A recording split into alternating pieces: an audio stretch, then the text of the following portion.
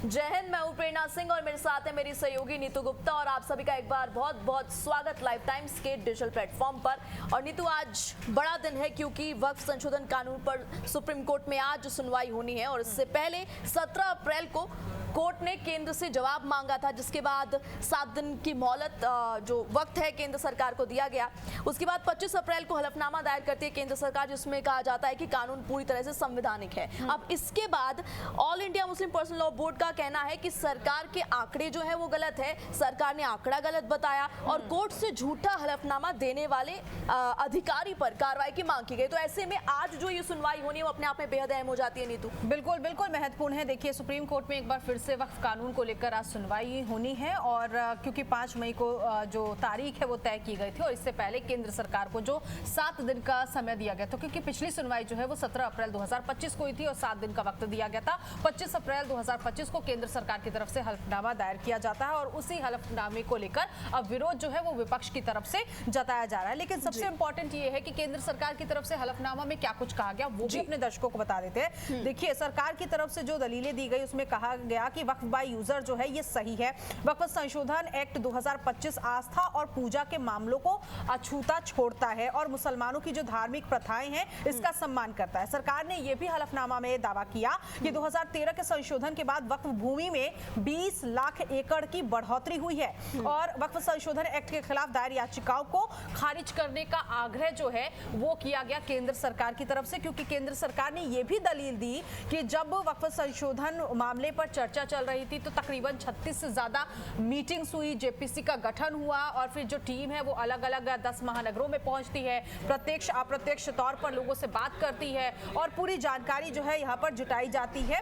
और इसी को लेकर जब सारी चर्चाएं हुई, मीटिंग्स हुई, विपक्ष के नेता भी इसमें रहे, इस बोर्ड में शामिल हुए, उसके बाद तय किया गया कि जो संशोधित नियम है वो क्या बनने चाहिए। और इसी को लेकर all India Muslim personal law board ने जब शुरुआत में दलीलें चल रही थी, जब आपको याद होगा कि विपक्ष की तरफ से जो तमाम वकील थे, कपिल सिब्बल, अभिषेक मनु सिंघवी और वरिष्ठ जो वकील थे वो आपत्ति दायर कर रहे थे, उस वक्त विपक्ष की तरफ से जो याचिका डाली गई थी उसमें all India Muslim personal law board ने कहा कि ये असंवैधानिक है, यानी कि वक्फ कानून को लेकर असंवैधानिक बताया। और अब विपक्ष ने एक बार फिर से आग्रह किया है कोर्ट से कि जो आंकड़े बताए जा रहे हैं वो गलत तथ्य के साथ बताए गए। और देखिए नीतू, जो हलफनामा दायर किया गया 1332 पन्नों के हलफनामे में सरकार ने दावा किया कि 2013 के बाद से वक्फ संपत्तियों में 20 लाख एकड़ से ज्यादा का इजाफा हुआ है और इस वजह से कई बार निजी और सरकारी जमीनों पर विवाद भी हुआ है। अब कोर्ट ने केंद्र को 3 निर्देश दिए थे, अहम निर्देश, वो अपने दर्शकों को बता देते हैं।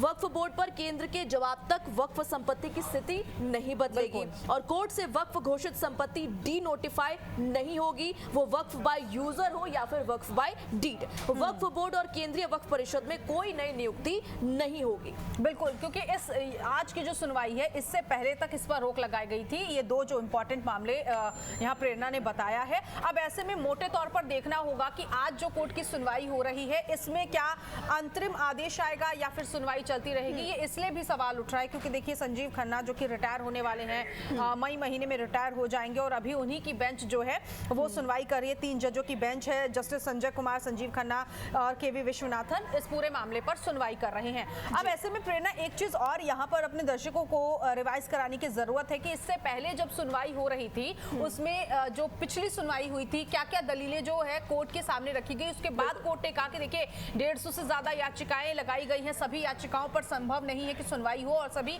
याचिकाओं को नहीं सुना जा सकता है। 70 से ज्यादा याचिकाएं आई थी, इसलिए 5 याचिका पर, इसीलिए 5 याचिकाएं कही गई थी कि वो 5 याचिकाएं जो है कोर्ट के समक्ष रखा जाए, तथ्यों के साथ रखा जाए और उन्हीं पर सुनवाई होगी। तो इसीलिए मोटे तौर पर इन सभी जो तथ्य हैं, याचिकाएं हैं, उन पर सुनवाई की जा रही है। लेकिन बात की जाए कपिल सिब्बल की, देखिए कपिल सिब्बल जब इससे पहले अपनी दलील वो कोर्ट में रख रहे थे, जब पहला दिन था वक्फ कानून को लेकर, जब सुनवाई चल रही थी तो उन्होंने उस कानून पर आपत्ति जताई कि वक्फ को संपत्ति दान करने के लिए जरूरी है कि वो 5 साल से इस्लाम धर्म का पालन कर रहा हो और ऐसे में कपिल सिब्बल ने इस पूरे मामले में नाराजगी जाहिर की। और देखिए, उन्होंने जिस तरह से दलील रखी वक्फ संशोधित कानून 2025 को लेकर, जी, उसमें सुनवाई के दौरान सीजीआई ने कहा कि हम सभी को नहीं सुन सकते, इसीलिए तय करें कि कौन बहस करेगा। और इसीलिए कपिल सिब्बल की जब दलील यहाँ पर सामने आई तो उन्होंने मौलाना अरशद मदनी की जमीयत उलेमा ए हिंद के वकील के तौर पर अपना पक्ष रखा और उन्होंने कहा यह अनुच्छेद मूवेबल और इमूवेबल संपत्ति जो धर्म संबंधी है उन्हें संरक्षित करता है। मोटे तौर पर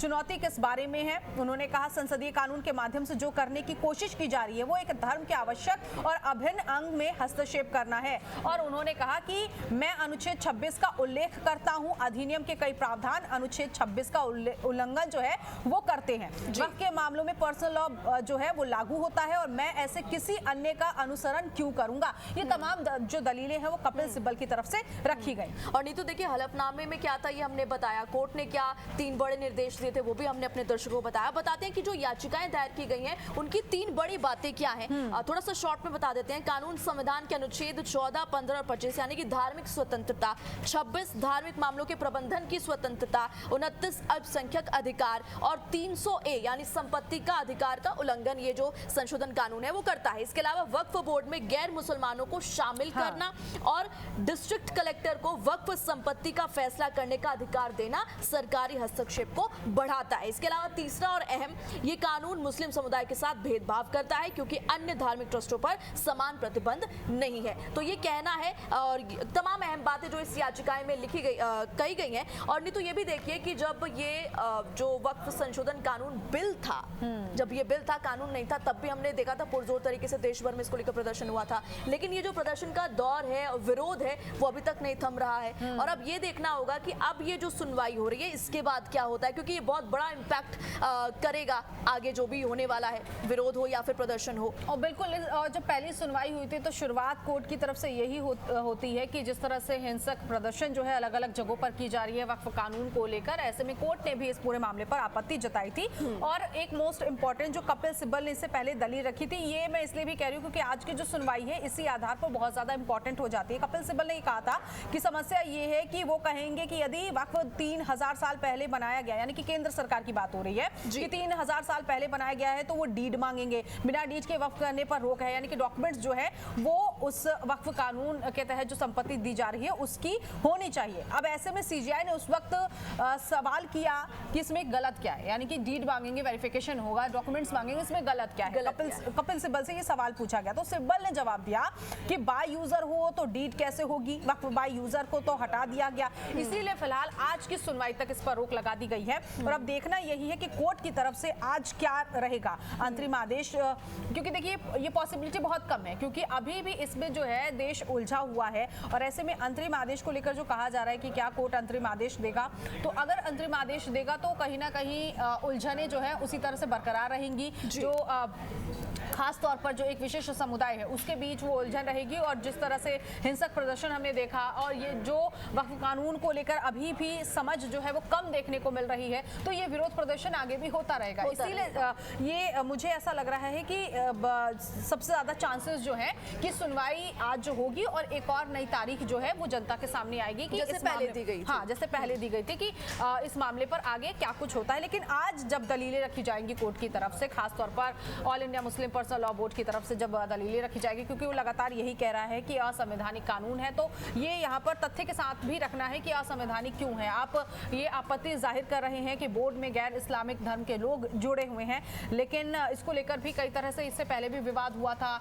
हिंदू मंदिरों को लेकर भी सवाल किया गया था कि हिंदू मंदिर में गैर जो दूसरे समुदाय के लोग हैं वो क्यों नहीं है। तो आज इस मामले पर भी देखिए कोर्ट की तरफ से क्या कुछ कहा जाएगा, देखना यही होगा। क्योंकि सबसे इंपॉर्टेंट यही था कि जब हिंदू मंदिरों को लेकर सवाल जवाब किया गया था तब भी वो आपत्तियां जो हैं वो देखी गई थी वरिष्ठ वकीलों की तरफ से।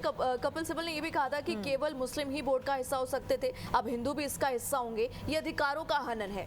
आर्टिकल 26 कहता है कि नागरिक धार्मिक और समाज सेवा के लिए संस्था की स्थापना कर सकते हैं। इस मसले पर सीजीआई और सॉलिसिटर जनरल की बीच तीखी बहस हुई थी। कोर्ट ने पूछा कि क्या सरकार हिंदू धार्मिक बोर्ड में मुस्लिमों को शामिल करेगी, ये बड़ा सवाल है। और ये सबसे अहम सवाल है जो लगातार जो समुदाय है वो उठाता हुआ नजर आ रहा है कि क्या बाकी धर्मों में भी हस्तक्षेप होता है तो फिर हमारे धर्म में क्यों। याद होगा कि जो वरिष्ठ अधिवक्ता थे राजीव धवन, उन्होंने इससे पहले जब कोर्ट में अपना पक्ष रखा था तो उन्होंने कहा था कि ये कानून जो है इस्लाम धर्म की अंदरूनी व्यवस्था के खिलाफ है और संवैधानिक हमले का आधार ये है कि वक्फ इस्लाम के आवश्यक अभिन्न अंग है। धर्म विशेष रूप से दान इस्लाम का आवश्यक और अभिन्न अंग। अन्य पहलुओं में मैं कपिल सिब्बल के तर्क का समर्थन करता हूं। जो तर्क दिए गए थे, जो दलीलें कपिल सिब्बल की तरफ से दिए गए थे, तो उन सभी का समर्थन यहाँ पर राजीव धवन ने भी किया, अभिषेक मनु सिंघवी ने भी किया। और उन्होंने ये भी कहा कि पहले सीईओ मुस्लिम होना चाहिए था, अब ऐसा नहीं। और इसके साथ ही साथ सिंघवी ने कहा कि 8 लाख में से 4 वक्फ हैं जो उपयोगकर्ता के द्वारा है। तो सीजीआई ने इस पूरे मामले में जवाब दिया था कि माफ करिए, हम बीच में नहीं बोलना चाहते, हमें बताया गया कि दिल्ली हाई कोर्ट वक्फ की जमीन पर बना है। हम ये नहीं कह रहे कि वक्फ की सभी जमीनें गलत है, लेकिन इसमें वास्तविक चिंता है। तो ये कोर्ट की तरफ से दलीलें दी गई थी और इसी आधार पर आज जब कोर्ट में आगे सुनवाई बढ़ेगी तो देखना है कि दलीलें कितनी लंबी होंगी, बहस कितनी लंबी छिड़ती है, उसके बाद आगे क्या कुछ प्रेरणा होगा। अगर नीतू आज बेहद अहम सुनवाई होने वाली है। आप लगातार देखते रहिए लाइफ टाइम्स का डिजिटल प्लेटफॉर्म और अपडेट हम हर मामले से जुड़ी आप तक पहुंचाते रहेंगे। जय हिंद।